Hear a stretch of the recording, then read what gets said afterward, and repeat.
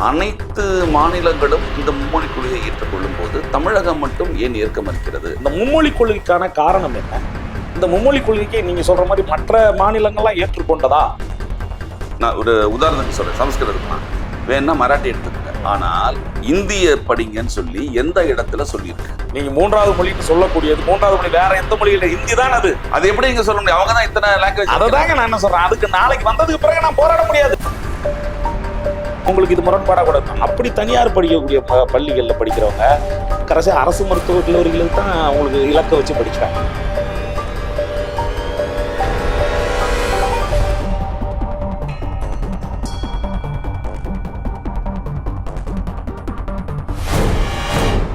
வணக்கம், இது பிராம்ப்ட்லி நியூஸ் தமிழின் நேர்காணல் நிகழ்ச்சி. இன்றைய நிகழ்ச்சியில் கலந்து கொண்டு தன்னுடைய கருத்துக்களை தெரிவிப்பதற்காக திராவிட இயக்க சிந்தனையாளரும் அரசியல் விமர்சகரும் வழக்கறிஞருமான கரு ஜெயக்கண்ணன் அவர்களை சந்திக்கவிருக்கிறோம். வணக்கம். வணக்கம்.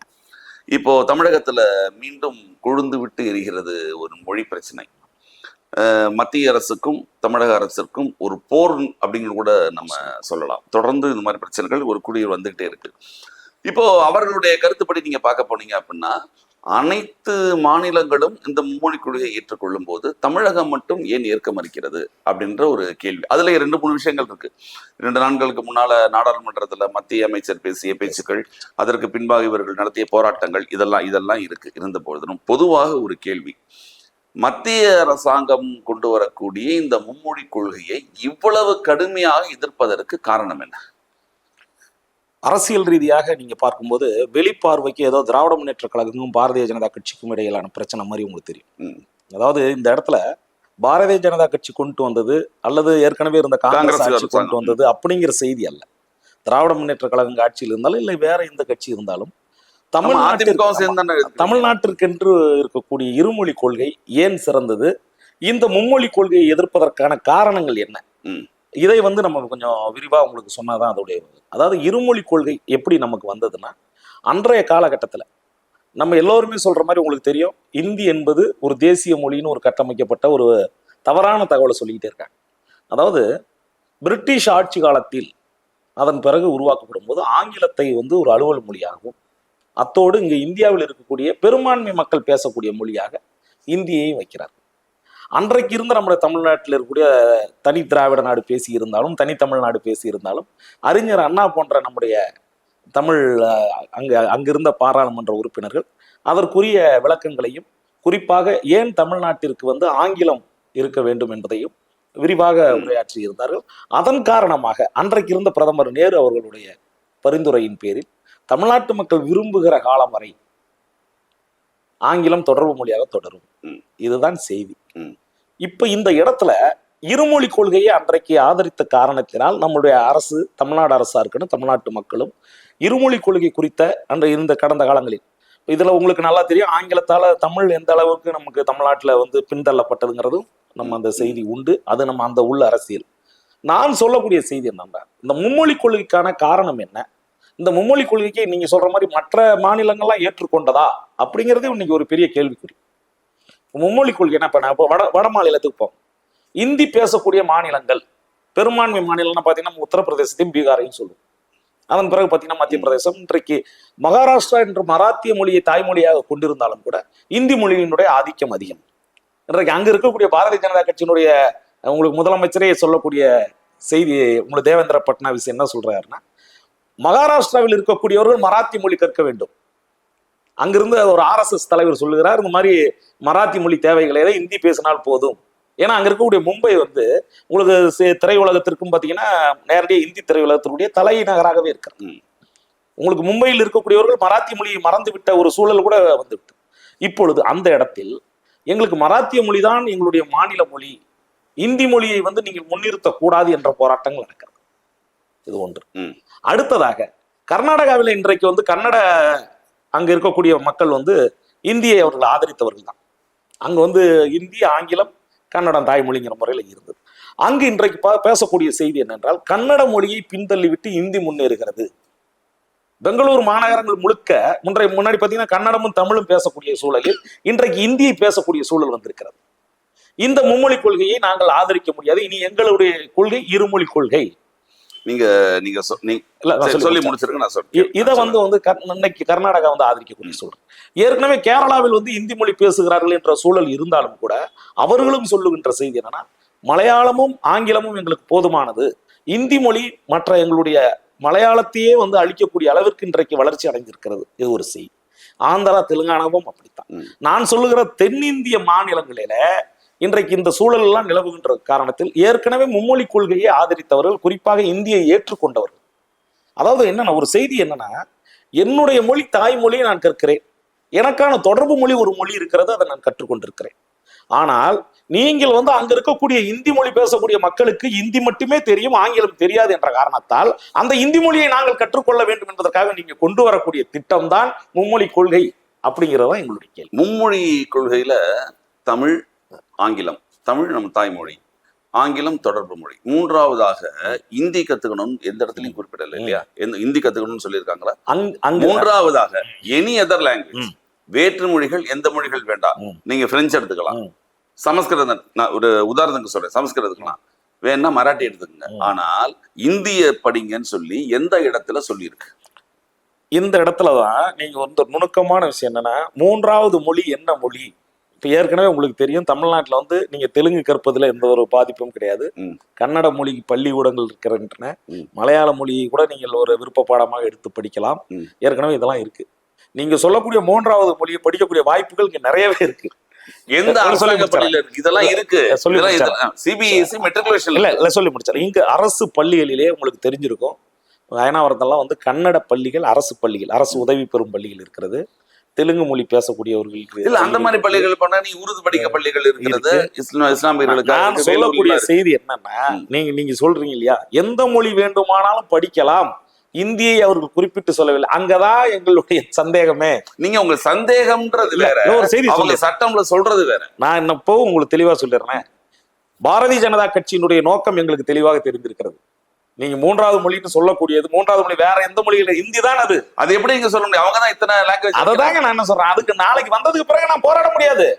இந்தி மொழியை நீங்க சொல்லாத ஒன்றை எப்படி நீங்க நம்ப வைப்பீங்க? ஒரே ஒரு செய்தியை நான் சொல்லிடுறேன். அவர்களுடைய நோக்கம் மிக தெளிவாக இருக்கிறது. மும்மொழி என்ற அடிப்படையில் தான் இந்த கொள்கையை கொண்டு வருவார்கள். இவ்வளவு தர்க்க ரீதியாக அவர்கள் பேச வேண்டிய அவசியமே இல்லைங்கிற. இல்ல ஒரு மொழிய ஒரு மொழிய ஒரு எக்ஸ்ட்ரா கத்துக்கிறதுல எந்த தவறும் கிடையாது அப்படின்ற மாதிரி தவறா ஏதாவது இருக்கா? இல்ல தமிழகத்தை பொறுத்த வரைக்கும் அத்தனை சிபிஎஸ்இ பள்ளிகள்லையும் சரி, மெட்ரிகுலேஷன் பள்ளிகள்லையும் சரி, இதே மும்மொழி கொள்கை இருக்கு. அதெல்லாம் நீங்க இருக்கு. தனியார் பள்ளிகள் இருக்கு, எல்லாம் இருக்கு. இல்ல நான் ஒரு சின்ன ஒரு கேள்வி கேட்கிறேன். அங்கு படிக்கக்கூடிய ஒரு மாணவன் இருக்கான் இல்லையா, அதே சம வயது ஒத்த ஒரு மாணவன் இங்க அரசு பள்ளியில படிக்கிறான். ரெண்டு பேருக்கு வித்தியாசம் என்னன்னா, பொருளாதார ரீதியாக பல்வேறு சிக்கல்கள் இருக்கு. அவங்க பணத்தை கொடுத்து படிக்கிறாங்க, இங்க அரசாங்கம் படிக்கிறது. அரசாங்க பள்ளியில படிக்கிறாங்க அந்த பையன். இதே மாணவன் மூன்றாவது மொழியை கத்துக்கிறான். இங்க இன்னொரு இதே மாணவன் கத்துக்கிட்டா என்னன்னு கேக்குறேன். அதே இவங்க ரெண்டு பேரும் இதுக்கு அடுத்த உங்களுக்கு போட்டி இன்றைக்கு இருக்கிற கடினமான ஒரு வேலை வாய்ப்பு சூழ்நிலை போகும் பொழுது அது அவனுக்கு ஒரு உதவிதானே செய்யும். இது ஒன்றும் தவறு கிடையாது. சரி சொல்லு, அரசு பள்ளிகளையும் தனியார் பள்ளிகளையும் ஒப்பிடுவதே தவறான. அரசு பள்ளிகளுடைய கட்டமைப்பு அரசினுடைய கொள்கை சார்ந்தது. தனியார் பள்ளிகளுடைய கட்டமைப்பு பார்த்தீங்கன்னா, அங்க இருக்கக்கூடிய மாணவர்களுடைய, இன்னும் சொல்ல போனால் கட்டணம் கட்டி பயிலக்கூடியவர்கள். இந்த இடத்துல நீங்க ஒரு கேள்வி கேட்கலாம், அரசு மாணவர்களுக்கு மூன்றாவது மொழியை ஏன் கற்றுக்கொள்ள கூடாதுங்கிறத கேட்கிறேன். நான் சொல்றதெல்லாம் என்னன்னா, தமிழ்நாட்டில் இருக்கக்கூடிய, உங்களுக்கு தெரியும், இன்றைக்கு நான் திராவிட முன்னேற்ற கழக அரசுக்கு ஆதரவாகவோ எதிராகவோ நான் பேசல. ஏற்கனவே ஆங்கில மொழியை இருப்பதனாலேயே தமிழ் மொழியை பின்னுக்கு தள்ளக்கூடிய சூழல் இருக்கிறது. நான் இப்போ புதிய உங்களுக்கு செய்தியவே சொல்லிடுறேன். இது திராவிட முன்னேற்ற கழகத்திற்கு எதிரானதாகவும் இருக்கலாம், அண்ணா திராவிட முன்னேற்ற கழகத்திற்கு. அரசு பள்ளிகளில் தமிழை தெளிவாக படிக்க முடியாத சூழல் இருக்கிறது. முதல்ல நீங்க அரசாங்க பள்ளிகளில் இருக்கக்கூடிய கட்டமைப்பை சரி செய்ய சொல்லி. அதாவது அரசு பள்ளிகள்ங்கிறது பார்த்தீங்கன்னா பல்லாயிரக்கணக்கான பள்ளிகள், ஆசிரியர் பணியிடங்கள் குறைவாக இருக்கிறது. இன்றைக்கு கல்வியை மற்ற தனியார் பள்ளிகளில் வியாபாரமாக்கி விட்ட சூழலில் நீங்கள் சொல்லும் போது ஏழை எளியோருக்கான ஒரே விடிவிலக்காக, இன்னும் சொல்லப்போனால் கலங்கரை விளக்கமாக இருப்பது அரசு பள்ளிகள் தான். இந்த அரசு பள்ளிகளை இருக்கக்கூடிய ஆசிரியர்கள் முழுமையாக மாணவர்களுக்கு சொல்லித்தர வேண்டிய தமிழையும் ஆங்கிலத்தையுமே இன்றைக்கு முழுமையா சொல்லி. அப்ப நீங்க என்ன செய்யணும், முதல்ல என்ன செய்யணும், தமிழக அரசு நடத்தக்கூடிய அரசாங்க பள்ளிகளுடைய தரத்தை உயர்த்துறோம், எங்க கிட்ட சரியான கட்டமைப்பு இல்லை, அதனால நாங்கள் மூன்றாவது எங்கள் இருக்கக்கூடிய 2 மொழி கற்றுக் கொடுப்பதற்கே எங்கள் ஆசிரியர்கள் சரியில்லை. ஏன் சரியில்லை?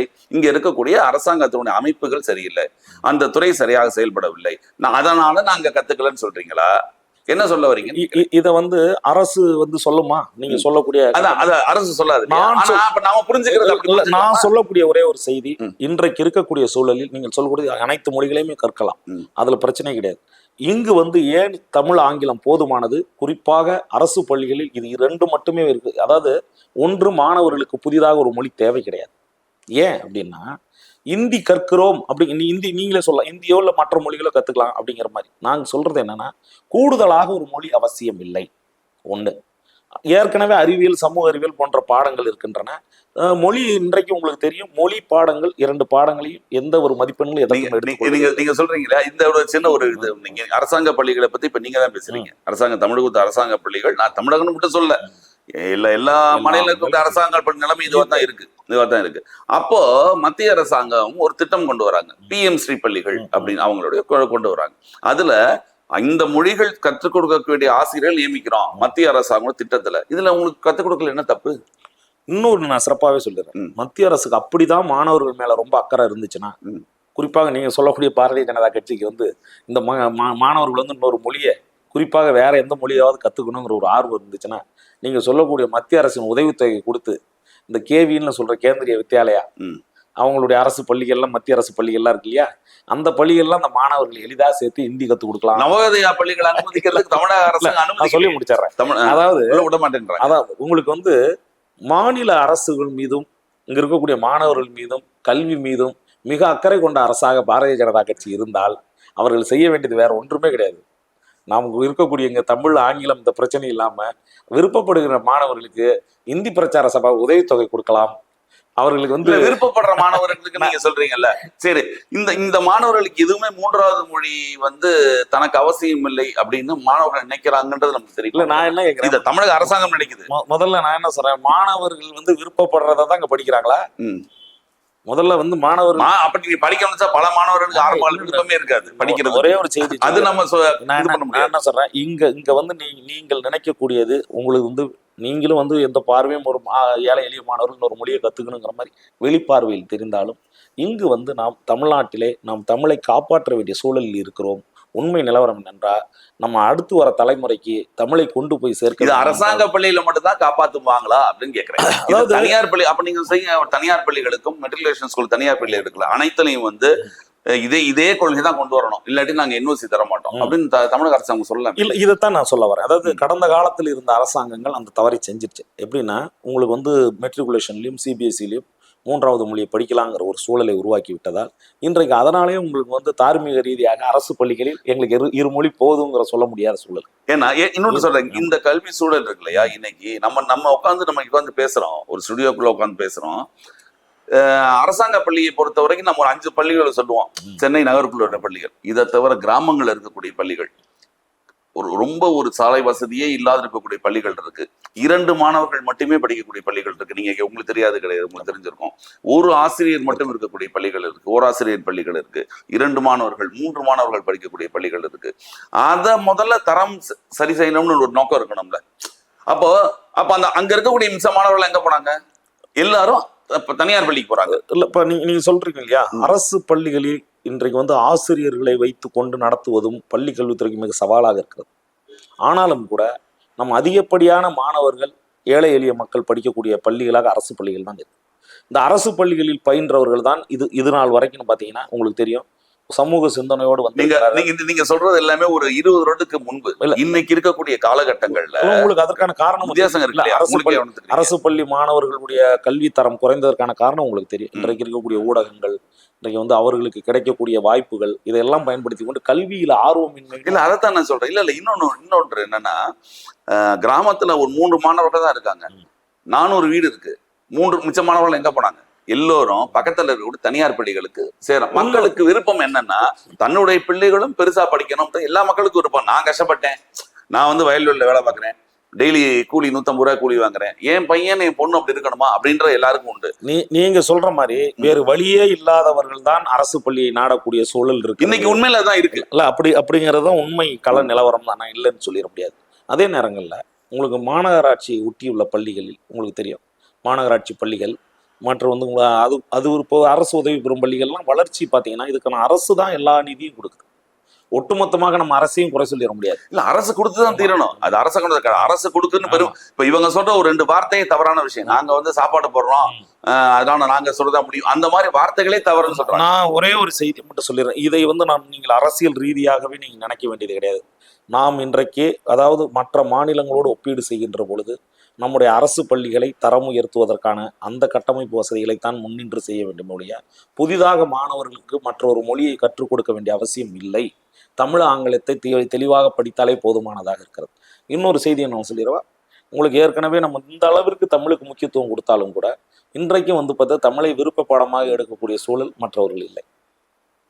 கட்டாய பாடம்னு ஒன்று தமிழை படித்து தான் நீங்கள் போகணுங்கிறத 15 ஆண்டுகளாக சிறுபான்மை பள்ளிகள்னு சொல்கிறோம் இல்லையா, தெலுங்கு மொழி பேசக்கூடியவர்கள் மற்ற அதாவது நான் சொல்கிறது அரசு உதவி பெறும் பள்ளிகள் சொல்கிறேன், அந்த மாதிரியான பள்ளிகளில் தமிழை வந்து ஒரு கட்டாய பாடமாக இருப்பதில் விலக்கு அளித்து கொண்டே வருகிறார். இது யார் செய்த தவறு? அரசுகள் தான்.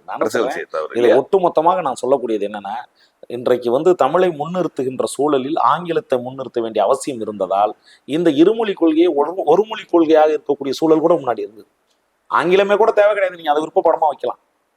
தமிழை முழுமையாக கற்க வேண்டிய சூழல் இருந்தது, ஆங்கிலத்தை தொடர்பு மொழியாக இருக்க வேண்டியது. நான் என்ன சொல்றேன், ஒரு மொழி நீங்க சொல்லக்கூடிய வார்த்தைகள், ஒரு மொழியை கற்பதால் இன்னொரு மொழி வந்து அழிந்து விடாதுன்னு சொல்றீங்க இல்லையா, நான் பார்த்த வரைக்கும் நான் சொல்றேன், ஏன் நான் இந்தி வேணாங்கிறதுக்கான காரணம் என்ன, ஏற்கனவே தமிழை படிக்கின்ற சூழல் ஆங்கிலத்தை திணித்ததால் இன்றைக்கு தங்கிலீஷ் என்ற ஒரு புதிய மொழி வந்து இல்லை. இப்போ நீங்க தமிழகத்தை பொறுத்த வரைக்கும் அரசு உதவி பெறும் இல்லை, அரசு பள்ளிகள், அரசு பள்ளிகளில் படிக்கக்கூடிய மாணவர்கள் எண்ணிக்கையை விட தனியார் பள்ளிகளில் படிக்கக்கூடிய மாணவர்கள் எண்ணிக்கை இன்றைக்கு அதிகமாக இருக்கு. உண்மைதான், அது நம்ம இல்லைன்னு சொல்ல. அதற்கு 2 காரணம் என்னன்னா, முதல் காரணம் பெற்றோர்களுக்கு இந்த கல்வி மேல நம்பிக்கை இல்லை. இன்னொரு பள்ளிகள் மேல இல்லையா, உங்களுக்கு இது முரண்பாடா கூட இருக்கும். அப்படி தனியார் படிக்கக்கூடிய பள்ளிகள்ல படிக்கிறவங்க கடைசி அரசு மருத்துவக் கல்லூரிகளுக்கு தான் உங்களுக்கு இலக்க வச்சு படிக்கிறாங்க. அதான் அது என்ன காரணம்னா, அங்க வந்து ஒரு பணம்ன்ற ஒரு குறைவா இல்ல. இந்த இடத்துல நீங்க என்னன்னா, அந்த எந்த உங்களுக்கு தனியார் பள்ளிகள்ல வந்து அதிகமான பணம் கொடுத்து படிச்சாங்களோ அவங்க தனியார் கல்லூரிகள் நாடி போறது கிடையாது. ஏன்னா அங்க இன்னும் பல மடங்கு அவர்களுடைய இலக்கு இதே அரசு மருத்துவக் கல்லூரிகளிலும் அரசு பொறியியல் கல்லூரிகளிலும் இன்னும் அரசு சட்டக் கல்லூரிகளிலும் படிப்பதற்காக தனியார் பள்ளிகளில் படிக்க வைக்கிறார். அது மக்களுடைய மனப்பான்மை, அது நம்ம செய்ய முடியாது. ஆனா இல்ல, பொதுவாக ஒரு கட்டமைப்பு வந்து மாணவர்களுக்கு எந்த படிப்பையும் படிக்க, அதாவது உங்களுக்கு கல்வித்தரம் குறைவாக இருந்தால் உங்களுக்கு எல்லாத்திலையும் பள்ளி கல்லூரிகள் எல்லாத்திலையும் குறைவா இருக்கும். நம்ம தமிழ்நாட்டை பொறுத்த வரைக்கும் உங்களுக்கு நல்ல ஒரு செய்தி என்ன, நான் வந்து வெளிப்படையாக சொல்றேன், மற்ற மாநிலங்களோடு ஒப்பிடுகின்ற பொழுது கலை அறிவியல் கல்லூரிகளாக இருக்கட்டும், தொழிற்கல்வியாக இருக்கட்டும், ஒரு பள்ளி கல்வித்துறையை நீங்க முதல்ல எடுத்து வைங்க. அடுத்ததாக ஒரு அதாவது இடைநில்ல படிப்பை வந்து பாதியில நிறுத்தினவங்க கூட பின்னாடி சேர்ந்து படிச்சு உங்களுக்கு கல்லூரிகள் அதுக்கு பிறகு சிறப்பாக படிக்கக்கூடிய சூழல் இருக்கிறது. ஒரு பள்ளிகளில் படிக்கக்கூடிய மாணவர்களுக்கு அன்றைக்கு இருக்கக்கூடிய ஒரு குடும்ப சூழலில் படிக்காதவர்கள் கூட பின்னாடி கல்லூரியிலேயோ உங்களுக்கு பல்கலைக்கழகங்களில் சிறப்பாக படிக்கின்ற வாய்ப்பு இருக்கிறது. மாணவர்களை வந்து நீங்க பள்ளியில சரியா படிச்சுக்கிட்டு வந்தா மட்டும்தான் கல்லூரியில படிக்கக்கூடிய மாணவனா இருப்பான்னு நம்ம சொல்லிட முடியாது. இல்ல, நீங்க சொல்ற காலகட்டங்கள்ல வந்து இப்ப நம்ம வந்து சொல்லுவோம்ல, அரசாங்க பிள்ளை தான் அப்துல் கலாம் படிச்சாரு, அரசாங்கம், இந்த காலகட்டம் இருக்கு இல்லையா, இன்னைக்கு அது கிடையாது. நான் அதுக்கே சொல்ல வரல. அதான் நான் என்ன சொல்றேன்னா, அரசு பள்ளியோ தனியார் பள்ளியோ தரமான பள்ளிகள்ல கிடைக்கலன்ற ஆதங்கத்துல தான் மக்கள் தனியார் பள்ளிகள். இந்த இடத்துல வந்து நீங்க சொல்ல மும்மொழி கொள்கைன்னு சொல்றேன் இல்லையா, அதை தாண்டி நான் என்ன சொல்றேன்னா, இன்றைக்கு வந்து ஒரு அடிப்படை சட்டத்தை உங்களுக்கு பாடமா வைக்கலாம், உங்களுக்கு அடிப்படை கணினி கம்ப்யூட்டர் சம்பந்தப்பட்ட படிப்புகளை வைக்கலாம், இதெல்லாம் படிக்காம பாலியல் கல்வியை வைக்கலாம், இதெல்லாம் ஒரு பாடமா வைக்கலாம். அதை விட்டு நீ திரும்ப நான் இன்னொரு மொழியை வைக்கணுங்கிறது வந்து இதை வந்து என்னன்னா மொழி கொள்கையின் காரணமாக தமிழ்நாடை மட்டும் இல்ல மற்ற மாநிலங்களில் ஒரு குழப்பத்தை உண்டு பண்ணும். மத்திய அரசு என்பது என்ன உங்களுக்கு தெரியும், மாநிலத்தில் சுயாட்சி மத்தியில் கூட்டாட்சி என்பதுதான் இது உரைக்க தத்துவம். கல்வியை வந்து நீங்க வந்து அந்தந்த மாநிலத்திற்குரிய பட்டியலில் கொடுத்து விட்டு நீங்கள் இதை செஞ்சாதான் நான் நிதி கொடுப்பேங்கிறது வந்து தவறான ஒரு முன்னுதாரணமாக அமைது. இல்ல, இவங்க எம்ஓவில சைன் போடும் பொழுது முன்னால வந்து ஒத்துக்கிட்டு தான் சைன் போடலாம், அது திரும்ப அதை தவறா சொல்றாங்க. அதுல என்ன ஒரு வரி இன்னைக்கு நான் அந்த நீங்க எப்படி இந்த நம்ம மும்மொழி கொள்கை தான் பேசுவோங்கிறதுக்காக அதை நான் எடுத்து பார்த்தேன். அதுல என்னன்னா, as per recommendation for the committee, கமிட்டியுடைய பரிந்துரையின் கீழ் தான் நாங்கள் ஒத்துக்குவோம் அப்படிங்கிறதான் கையெழுத்து போட்டிருக்காங்க. ஒரு அரசு வந்து பாத்தீங்கன்னா எடுத்த எடுப்புலயே மத்திய அரசு கிட்ட போய் நான் இதை கையெழுத்து போட்டுட்டேன் நீங்க வந்து நிதியை கொடுங்கன்னு சொல்லி அப்படி ஏமாத்திர முடியுமா? இன்னைக்கு தர்மேந்திர பிரதானுடைய அந்த வார்த்தைகளோட பாருங்க, நான் என்ன சொல்றேன், திமுகவை தான் சொன்னாங்களா தமிழர்களை சொன்ன அந்த விவாதத்துக்கு அதுவே மாற்றப்பட்டது. திமுக சொன்னதாகவும் இவங்க ஏன் தமிழர்கள் மாத்துறாங்க? திமுக மட்டும் தமிழர்கள் கிடையாது இல்ல, திமுக எம்பிக்கள் அவங்க தமிழர்கள் தானே. இல்ல, திமுக மட்டும் தமிழர்கள் கிடையாது. திமுக ஜெயிச்சு அங்க போய் இருக்கலாம் தமிழர்கள். நீங்க அரசியல் ரீதியாக இந்திய அங்கேயே பிரச்சனை வருது. திராவிடர்களால தமிழர்களா எல்லாமே பிரச்சனைகள் இருக்கு தானே. உங்களுக்கு நான் என்ன சொல்றேன், இன்றைக்கு வந்து நீங்க சொல்லக்கூடிய இந்த செய்திக்குள்ளே வரேன். இன்றைக்கு வந்து நான் பட்டவர்த்தனமாக பேசுறேன். தமிழ் தேசியத்தின் குறித்து நான் உங்களுக்கு ஏற்கனவே நம்ம இது சம்பந்தம் விவாதம் பண்ணியிருக்கோம். திராவிட இயக்கங்களா தமிழ் தேசியமா என்று வருகின்ற போது தமிழ்நாட்டிற்கு உகந்தது தமிழ் தேசியம் நான் நினைக்கிறேன். அந்த தமிழ் தேசியத்தின் அடிப்படையில் இருக்கக்கூடிய மக்களை இன்றைக்கு வந்து உங்களுக்கே தெரியும், இன்றைக்குரிய சட்டமன்ற உறுப்பினர்களும் நாடாளுமன்ற உறுப்பினர்களும் எந்த மக்கள் அதிகமாக இருக்கிறார்கள்?